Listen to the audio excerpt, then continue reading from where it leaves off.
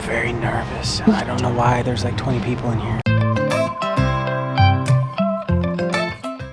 Good morning, beautiful people. It's me. I'm back. I've been doing nothing but cooking for people while Ben and the boys have been building the house. But I am here today showing you more food. So we are going off farm for this vlog. We are headed to West Virginia to the Homesteading-Ish conference. Ben is speaking. I am there for moral support and feeding everybody. That's what I do. So I thought it would be fun before we hit the road to kind of show you what we do as far as food goes. We've talked about this before. We don't really do a lot of eating out anymore. We will probably eat out once or twice on this trip. Sometimes, you know, things happen and we're gonna go to dinner with friends. But for the most part, we bring all of our food when we go places. For one, it's cheaper because, you know, feeding a family of 8 is pretty expensive if you're eating out all the time. And also, our tummies, our bodies are so used to our food that we don't do well with eating a lot of the junk that's out there now. So 3 days, right? Yeah, we're traveling today is Thursday, Friday, Saturday, and then travel Sunday. So we got a lot of food to pack up, and so I'm gonna show you kind of what we do. Okay, first things first, I worked on dinners and breakfasts for the trip. So I did chicken and rice casserole twice. I just did 2 of them. So it's rice and chicken and veggies and all that kind of stuff with a creamy gravy sauce. So that I will be able to just throw in the oven and heat it up. And then same with the quiche. These are actually already made. So I have a bacon and cheese quiche, and then I've got a strata, which is basically a quiche with bread in it. And that has spinach and onions and good stuff in that. So those are the main things. Like I said, we're going to dinner tonight with friends. So I didn't have to worry about that dinner. So I've got 2 nights worth of dinners and then 2 breakfasts. And then Sunday we'll probably have leftovers for traveling. And then for lunch today, I packed peanut butter and jelly sandwiches. And then I've got boiled eggs and the leftover pickled eggs that are left. I made some hummus, some carrots. This is steak and chicken that I cooked them last night, and we had some of them for dinner, and then I sliced up the rest for lunches for this weekend. I've got fresh bread already sliced and ready to go in case we need it for whatever, because I'm also bringing peanut butter and jelly in case we need that, or if we I'll probably grab some canned salmon so we could slap it on some bread or something if we needed to as well.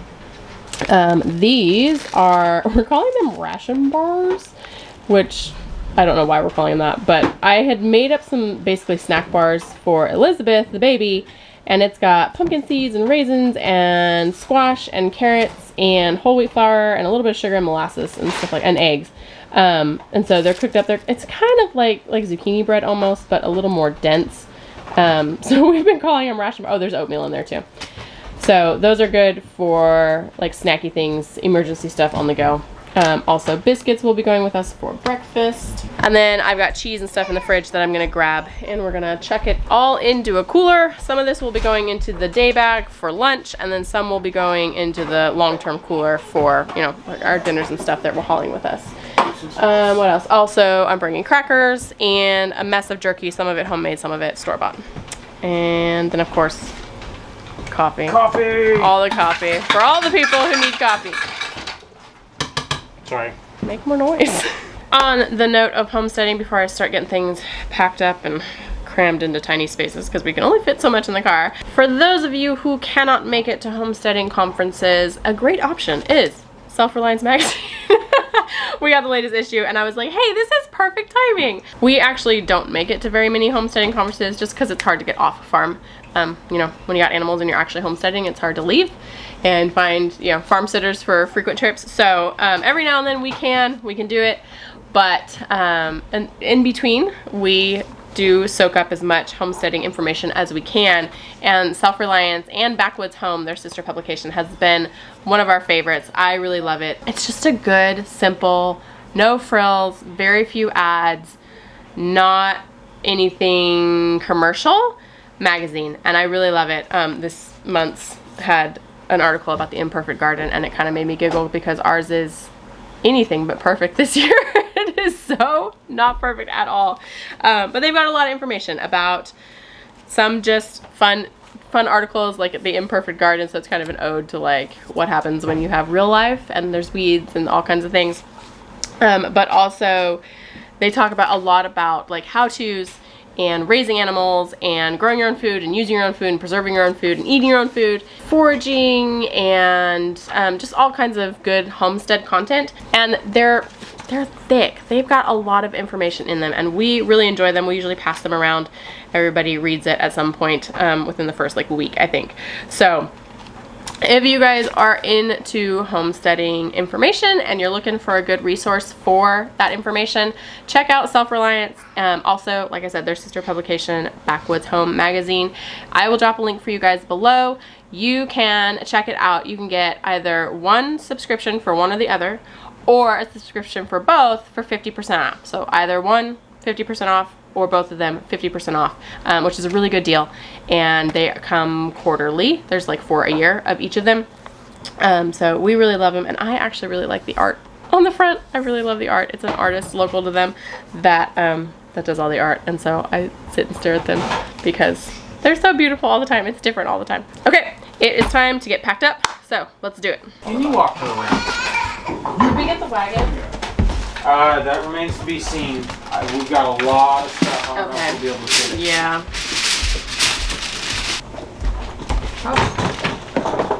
Help the plow out of the way. So you can put it on and into it. Okay. I think that's all that's going in here.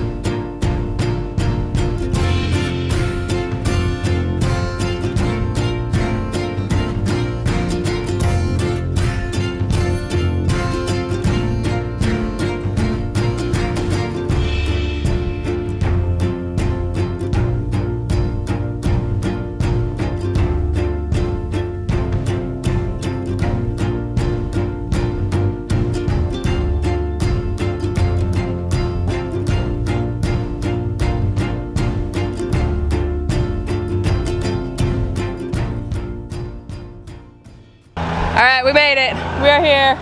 Got babies in a wagon. We are actually super early, but we're gonna help set up. Yeah, see what? Or just go stand around awkwardly. Or stand around awkwardly, yeah, we could do that. So, day one, homesteading-ish.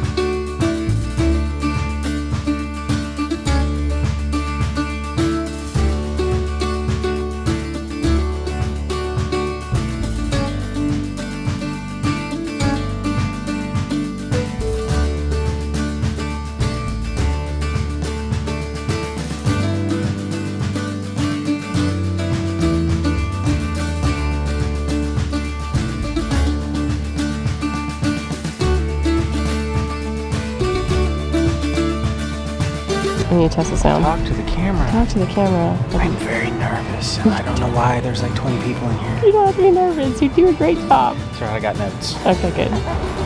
how did they live without refrigeration? How did they live without power? Obviously, they lived just fine. Otherwise, we wouldn't be here. And so we started asking these questions.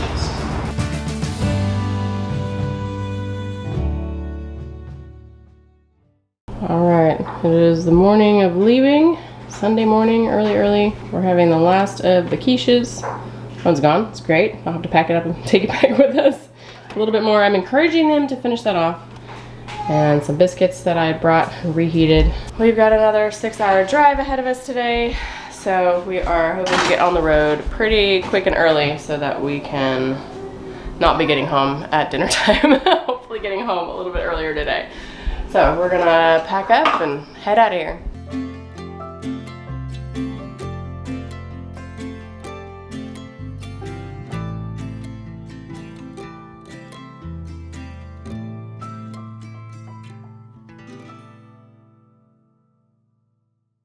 All right, we made it back.